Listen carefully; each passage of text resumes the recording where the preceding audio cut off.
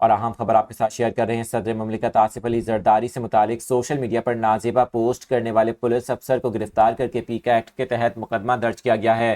پیکا act کے تحت یہ پہلا مقدمہ ہے جو کسی پولیس افسر کے خلاف ہوا ہے۔ آپ کو بتائیں کہ صدر مملکت آصف علی زرداری جو گزشتہ کئی روز سے علیل ہیں اور کراچی کے نجی ہسپتال میں ان کا علاج جاری ہے، صدر سے متعلق نازیبہ پوسٹ مبینہ طور پر ایک پولیس افسر کی جانب سے کی گئی، جس پر اسے گرفتار کر کے مقدمہ درج کیا گیا۔ تفتیشی افسر ابرار شاہ نے فیس بک پر 2 اپریل کو پوسٹ کی تھی، جس میں صدر پاکستان آصف علی زرداری کے خلاف نازیبہ الفاظ لکھے گئے۔ مقدمہ سکن تھانے کے ڈیوٹی افسر یعقوب کی مدیت میں درج ہوا۔ مقدمے میں کہا گیا کہ ابرار شاہ نے اہم عہدے پر براجمان شخصیت کی طرف اشارہ کیا اور نازیبہ تحریر درج کی، جس پر مجھ سمیت دیگر شہریوں کی دل آزاری ہوئی۔